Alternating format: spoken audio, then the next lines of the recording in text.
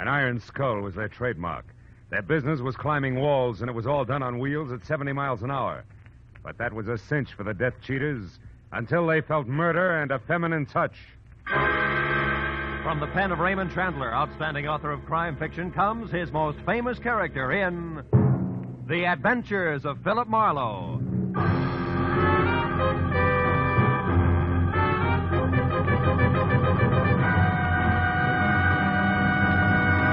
Now, with Gerald Moore, starred as Philip Marlowe, we bring you tonight's exciting story, The Feminine Touch.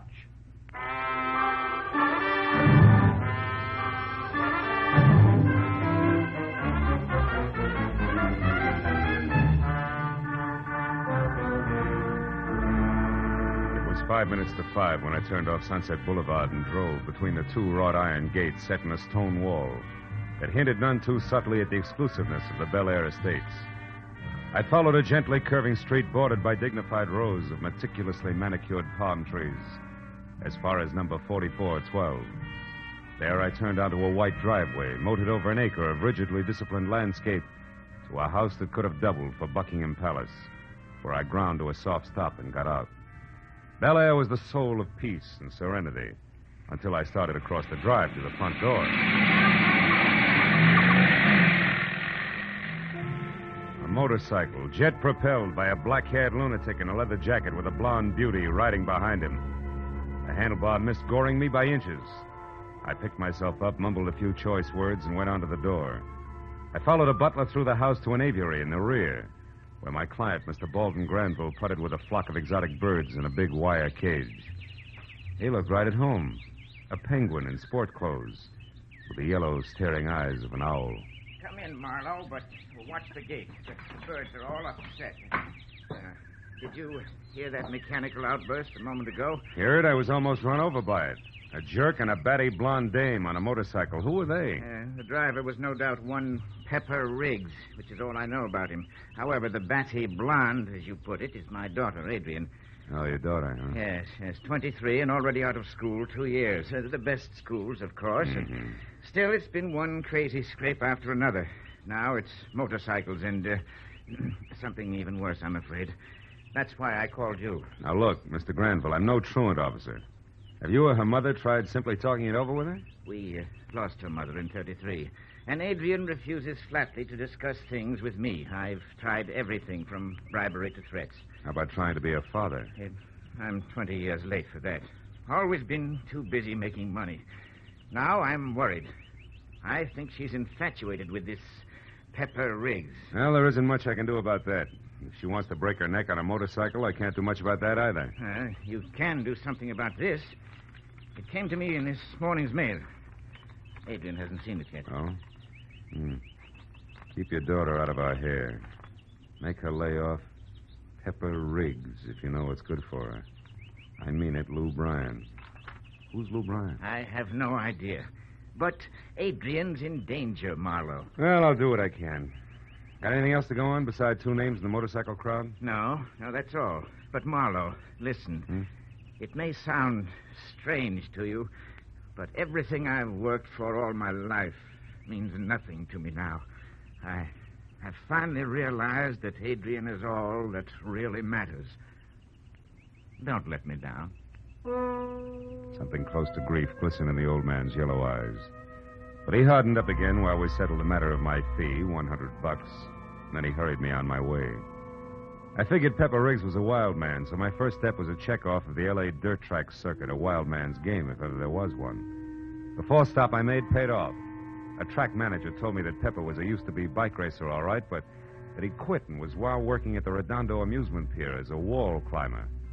When I found out what that was, it made the dirt track routine sound about as dangerous as an old lady's quilting bee. It was 9:30 when I got out to the Redondo pier, wandered through the concessions until I found one with a corny label, The Wall of Death. It looked like a barrel, 30 feet in diameter and 20 feet high, with a grandstand over it and a picture poster in front listing hair-raising shows, 8, 10, and 12 p.m., featuring Pepper Riggs, the Death Cheater, with lovely Mickey North and smiling Lou Bryan, the one who had written the letter to my client. Whatever Adrian Granville was mixed up in, the answer was here. I walked around the big barrel to a shed in the rear. The light was on, so I went to work. Hiya. Looking for somebody? Yeah, you're Pepper Riggs, aren't you? My name's Marlowe of High Spot Magazine. I've got a feature lined up on your act. Spare a minute? Sure. We can talk while I finish shaving. Shoot. How fast do you travel around that wall? Slip under 60 and you drop. It's no life for sissies, buddy. Any little thing goes wrong up there on the wall and it's curtains. Figures. Is this your bike here? Yeah, the one with my nameplate on it there. Uh-huh. I see you carry a little iron skull tied to the handlebars. Kind of grim, isn't it? It's my trademark, buddy. I've been knocked off the wall 7 times in the last 3 years and beat old Skullface every time. No kidding. That makes for a nice, quiet future for your fiancée. Fiancée? Yeah, Miss Granville. Going to take her into the act with you? Could be, buddy. Could be. What do your partners think of that? The girl, Mickey North, and Lou Bryan, I mean. Is there going to be room for everybody? You know something, pal? I don't think there is a magazine called High Spot. Really? I better make a note of that. Yeah.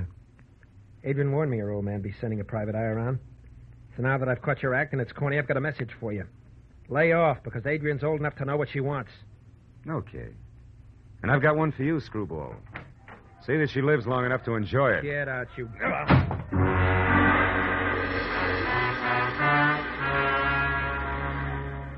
When he shoved me out the door, my first impulse was to shove back in again. But then I heard the spiel for the 10 o'clock show starting out in front, so I decided Pepper Riggs would keep. I walked around the Drome to where a red-faced barker lashed the crowd with every known simile for danger as he whipped up excitement for the act. I stepped up close to listen. 75 miles per hour on an absolutely vertical wall. Just Hadley's wall of death. Don't miss it, folks. Show starts in 15 minutes. Come in and watch them cheat. Hey, Sam, take over for me, quick. Robert. You want thrills. When the red-faced barker stopped, his eyes had been fixed on a little man in grimy overalls hurrying across the midway. He jumped down from the platform and ran after the little guy, so I pushed back through the crowd and followed him. The red-face caught up with the grimy overalls at a hot dog stand, grabbed him by one shoulder and spun him around. Hey, what are you doing? Moon, I want to talk to you. Oh. Are you a motorcycle mechanic or a prima donna? Where you been? I slept in, I guess, Mr. Hadley. Yeah. You must have been real tired after last night. Last night? Why, what do you mean? Don't stall with me, Moon. I saw you coming out of the bike shed at 2:30 in the morning. What were you doing in there at that hour? Going over the bikes. I'm sick and tired of taking the blame for Lou Bryan. He's holding back. He says it's because his bike ain't right, but that's not true. He's turned yellow, that's what, and I'll prove it, too. Shut up. Keep that kind of talk to yourself. Oh, but it's true. Pepper told him the same thing. Lou Bryan's lost his nerve, and he's holding back. Those bikes are identical. Same make and same model. They're both in tip-top shape. And I'm through taking the blame for a guy that's turned yellow. What do you have, man? Want something, Jess? Yeah, a couple of coffees, Bud. You, mister? Yeah, a hot dog. Nothing on it. Yes, sir. Right up. Now, listen, Moon. You're a good mechanic. I don't want to fire you, but there's trouble cooking around my show, and I don't like it. Here you are. Oh, thanks. Oh, sure there's going to be trouble. You're blaming me, but you ought to blame that dizzy blonde that Pepper's mixed up with. That Adrian Granville. She's the Hey, you, Big Ears. Huh? This is private conversation. What are you tuning in for? Pass the mustard, little man, and keep your greasy thumb out of it. You got secrets, you ought to know better than to broadcast them. Yeah. Thanks for the advice. Yeah, go soak your head in it. Skip the coffee, Bert. Your place is crawling. So long, Big Ears.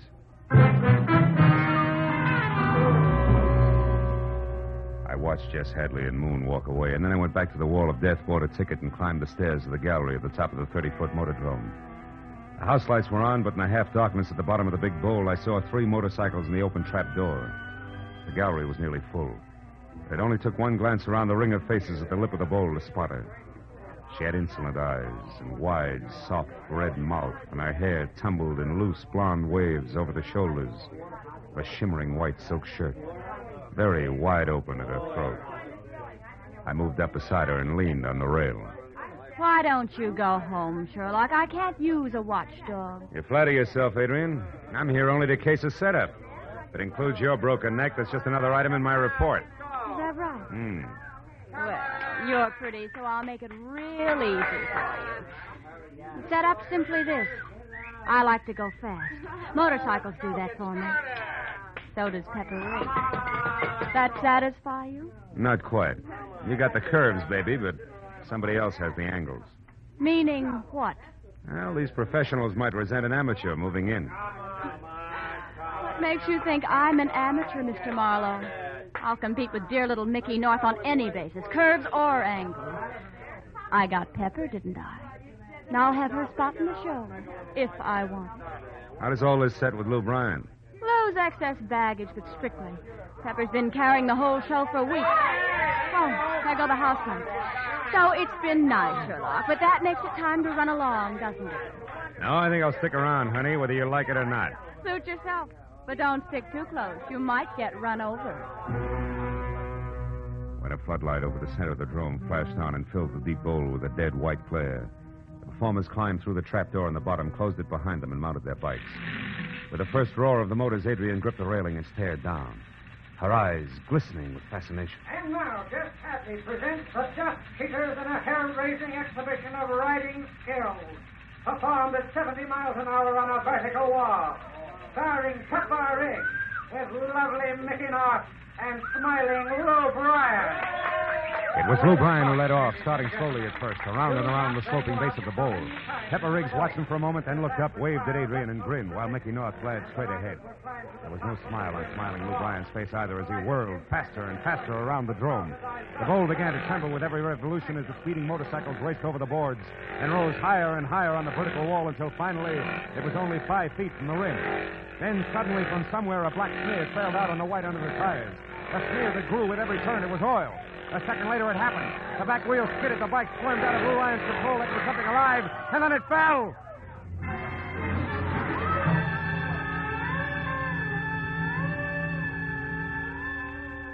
Move along, folks. Come on, break it up. Lou Bryan was dead long before they got him through the trapdoor and into the ambulance, and watching him fall had put a freeze on my mind that took 20 minutes thawing out. But when the fundamentals of addition went to work again, I started looking around, and just in time to see Moon, the mechanic, barreling a 1930 Flivver for all it was worth, out of the parking lot and heading for the highway, lights out. I ran to my car, piled in to take after him, when something long and yellow smashed into my bumper. Can't you see where you're going? You took the words right out of my mouth, Adrian. You timed it perfectly, didn't you? Timed what perfectly? That block. So Moon, your grease monkey assistant, could put a few miles behind it. Adrian, what happened? Marlowe. Yeah. Don't worry, Riggs. Adrian here did a lovely job. Our bumpers are braided. What? You know, I'm getting a little sick of you, Marlowe. You're liable to get sick of Speedy. Because I'm going to find out exactly why Lou Bryan died tonight, and you're going to answer some questions. He died because the oil line broke. Yeah, it happens all the time to wall climbers. It was a tough break, that's all. Oh, sure. Now, look. Just in case you two didn't know, Lou Bryan objected to you, Adrian. So much so, in fact, that he wrote a letter to your father threatening to rough you up if you didn't lay off. And from where I sit, somebody beat him to the punch. Guess who? Listen, Marley, you're running off at the mouth. If you got something to say, say it. Right out, like a big boy. Okay. Riggs, Lou Bryan's death was no accident. It was cold, premeditated murder. Tie that on your handlebars, death cheater.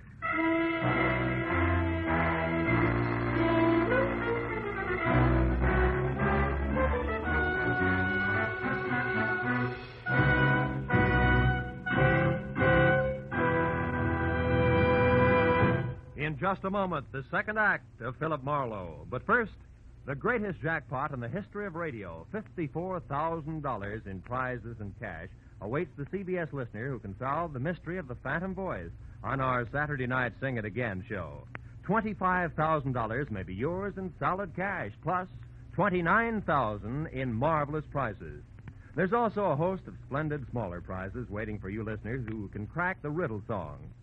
So be around for Sing It Again tonight when it comes to you for a full hour on most of these same CBS network stations. Now, with our star, Gerald Moore, we return to the second act of Philip Marlowe and tonight's story, The Feminine Touch.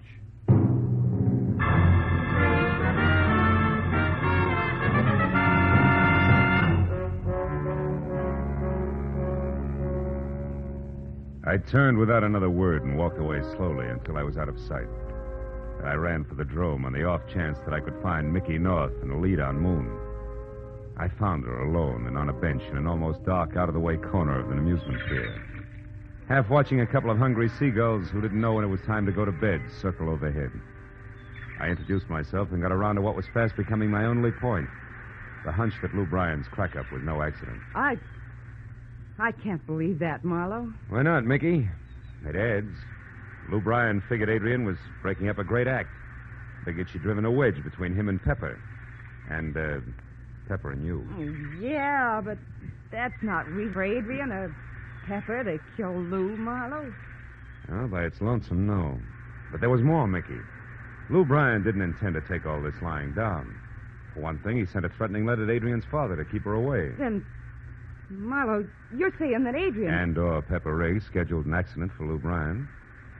And then, Mickey, there's Moon. You know, he shoved off without so much as now be back in a minute right after Lou cracked up. Tell me, Mickey, do you have any idea where Moon could have been heading? He was pointing away from L.A. No, I don't. Except, of course, his own place. He has a little shack on Ocean Avenue, number 41, over in the oil field. But look, Marlowe, maybe Moon's responsible for everything. He and Lou didn't get along, you know. Yes, I've heard. Also, Mickey, I've heard that Moon was around the bikes unusually late last night. What? Moon around... Marlowe, it must have been Moon then, alone. Sure, what's the matter with me? Pepper wouldn't do a thing like that. He's too good, too decent and nice.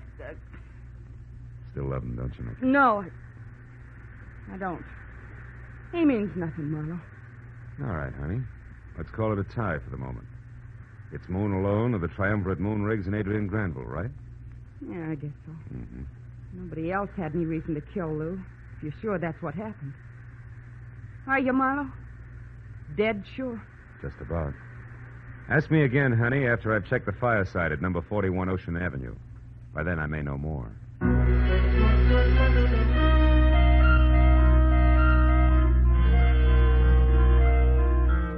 When I got back to my car, Adrian's convertible was gone. And the pleading that had been my right fender, which said that she'd left in a hurry, cost me 10 minutes of stress and strain before my front wheels would turn in either direction without chewing rubber. Then I was another 10 getting to the intersection of US 101 and Ocean Avenue, which turned out to be a paved semicircle of grime, twisting in between a dozen nodding oil well pumps that had never heard of the 8-hour day. I got out of my car and started to move quietly toward the sagging collection of scrap lumber, unpainted and unpleasant. That was number 41. When the sudden splash of a pair of headlights sweeping my way fast sent me sprawling for cover without so much as a reason why. I was glad that I had, because it was yellow, long, and convertible, and behind the wheel and alone, Miss Adrian Granville. I took that as my cue to stop sleuthing and start worrying about a guy named Moon. I moved up to his shack in a hurry. When it showed no light and no answer to my loud knock, I closed one hand tight around the .38 in my pocket and the other over the knob on the door, which wasn't locked. Inside, there was only shabby furniture of escad linoleum, and in the middle of the wall opposite me, another door half open. I started for it, and what I could almost feel was going to be the too quiet form of the elusive mechanic. And the sound behind me that was not the work of the wind brought me to a dead stop. Move 1 inch, mister, and I'll kill you. And to think I was worrying about your health. You shouldn't have bothered. I feel fine. But you won't if there's any monkey business. I'll drop your gun. Come on, fast. That's better. Now, what are you doing here? Wondering why you were dumb enough to let that Granville brat talk you into murdering Lou Bryan for a price? You're off your rocker, fella. I didn't drop Bryan. I got no money from the baby or only Gab. Gab that kept me from packing and getting out of here. That's a lie. I've got a photostat of a check for $10,000 that's made out to you and signed by Adrian Granville. Turn on a light, Buster. Look for yourself. Check for 10 grand? Yeah. I don't figure how my name could get out. Hey, this ain't no check. Oh, my mistake. Here, it is, and more. Okay. Don't Come on, get up. Again. I'll tell you the truth, honest. We'll see. First verse. You didn't kill Bryan, why are you running? Because Lou and I didn't get along, and just Hadley knows that I was around the bikes last night. So what? Well, so sometimes people start putting things together too fast. It gets other people in trouble. I know it's happened to me before. 5 years once on a lousy frame. How unfortunate. Yeah, but... What about Adrian Granville? What's she want with you, Moon? I don't know, unless she belongs to the lady's handkerchief I found near the bikes last night. Did you say it was hers? We didn't get that far. She ran off when we heard your car turn off from the highway. That's how come I got the drop on you. That figures. But what doesn't figure, Moon, is why you're still holding back. Well, so maybe we ought to bounce the mechanic around some more, huh? What do you say? No, Moon, please, come on, do we keep this up? You're going to talk? talk? No, please. All right. Quit, will you let me alone? I'll tell you everything. Lou was always beefing at me. Whenever Pepper called him yellow for not riding right, he took it out on me. Said I didn't keep his bike in shape. So I decided to do... So what? What's the matter? Outside. There, Marlowe. A gun. No!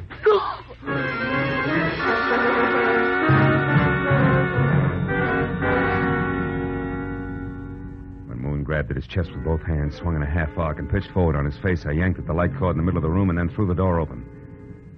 The only noise I heard was the starting roar of a motorcycle about 50 feet away. I forgot about being careful and ran out into the street and toward what was fast becoming an increasingly smaller silhouette of I couldn't say who. When I returned to the shack and found Moon dead, I ran for my car, piled in, and kept a heavy foot on the gas until I was back at the amusement pier where I figured I might find the team of Granville and Riggs standing around like nothing had happened. When I got there, I found just that. Out on the pier was Miss Moneybags herself, walking slowly away from Pepper and Mickey and toward the hot dog stand. When I was next to her and about ready to grab on and start yelling cop, I saw something else. Something that didn't sink in right away. It was a tiny iron skull on an iron chain, swinging from the gold charm bracelet she wore on her right wrist. If you're taking inventory, Marlowe, make it fast, will you? The next show starts in a couple of minutes, and I'm going on in Lou's place, and I don't have... That trinket there on your wrist, Adrian, it's a miniature of the one Pepper has on the handlebars of his bike, right? Right. It's his trademark. But what about it? Does that hang all of us?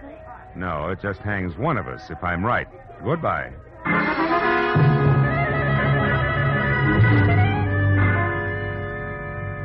It was only a hunch, and a screwy one at that, but as I ran past Mickey and Pepper, who stared at me like my nose was on fire, and headed for the shop out in the back where I knew I could find the bike that Lou had been killed on, I gave myself a 50-50 chance of being right. But when I was inside the place and next to the twisted jumble of steel that had once been a motorcycle, the odds jumped from there to sure thing. Because when I passed my fingers over the chrome handlebars, I found that they were not smooth all the way. In the next second, I knew more. I was not alone. I jumped from the bike, reached for my gun, and wheeled around the wrong way. Oh!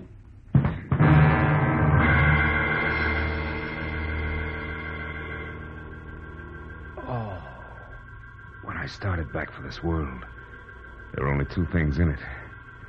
One, a sharp, searing pain the length of the right side of my face, and the other, the crazy thought that since I was still alive, I had to get to the drome and stop Adrian Granville before murder happened again.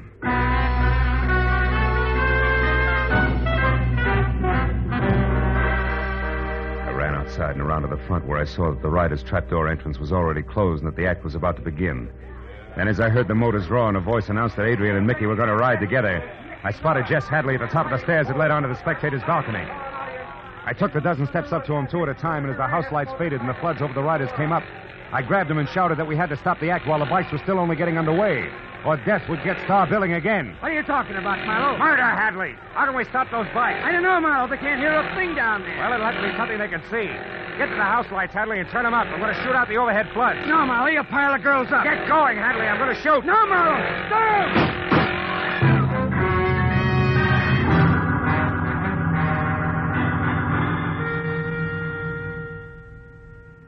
Dr. Richard Reese, report to surgery, please.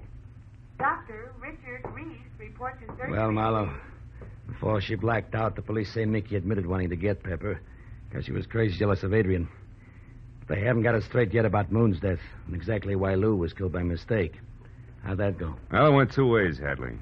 One, Mickey fixed Pepper's bike so that the oil line would give. Do you get it?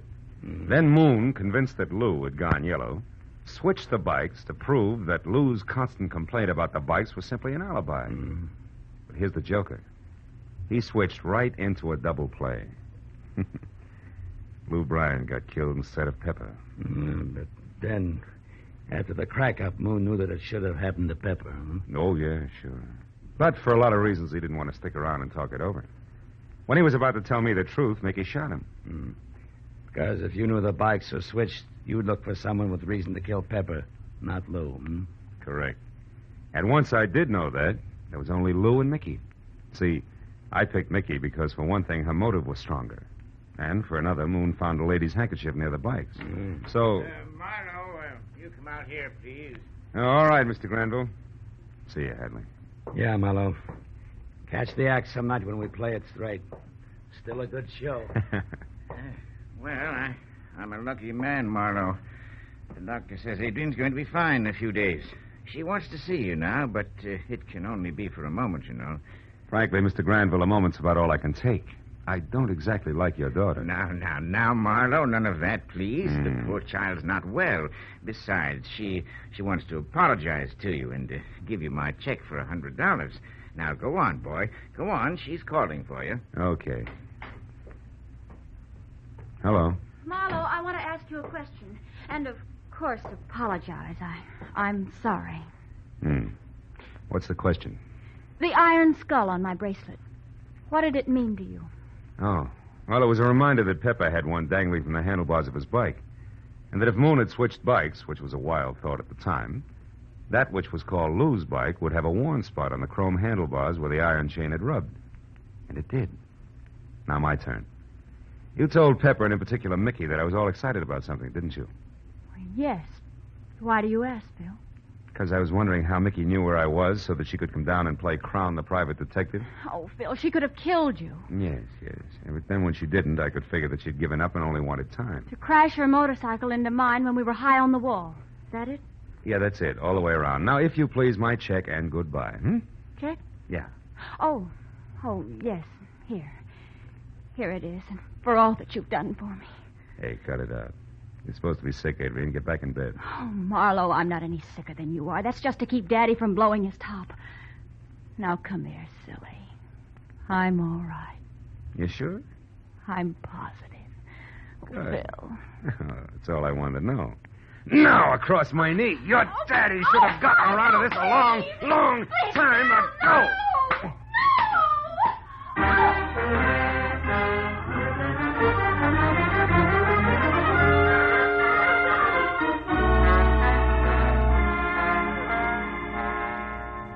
I kept swatting her where I figured it would do the most good. Until Daddy, 2 doctors, and a nurse came in, and then I recommended that my client consult a child psychologist for his daughter and a full-grown one for himself, and I left. But by the time I was outside, I'd cooled off some. And it was then that I remembered I'd carelessly shoved a $100 check, which belonged in my wallet, into a side pocket. When I took it out and unfolded it, I saw that it was all in order.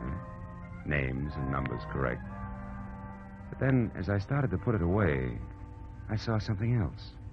On the back and scribbled in pencil, P.S. Working with a private detective sounds like much more fun than motorcycles. I'll be at your office first thing Monday morning. Signed, Adrian. I turned around and started back for the hospital. This was not going to be.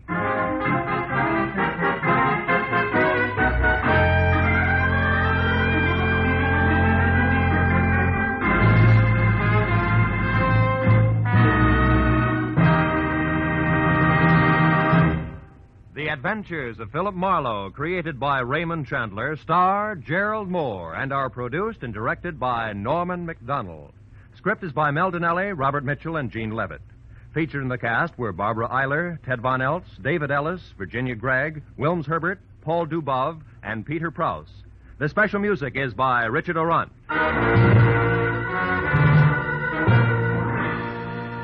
Be sure and be with us again next week when Philip Marlowe says...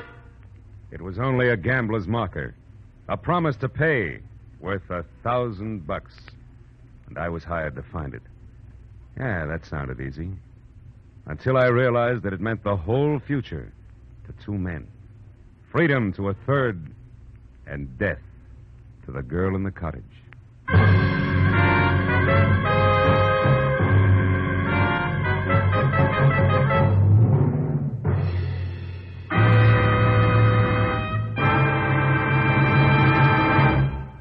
Sunday will be Mother's Day, and the boy with the neighbor's prize rose in his lapel and a box of cigars under his arm will be Mrs. Benny's little boy, Jack, ready for his idea of a proper Mother's Day celebration. For an unusually hilarious Mother's Day session with America's only 39-year-old child prodigy, hear The Jack Benny Show, Sunday, on all of these same CBS network stations. This is Roy Rowan speaking. Now, stay tuned for Gangbusters, which follows immediately over most of these stations. This is CBS, the Columbia Broadcasting System.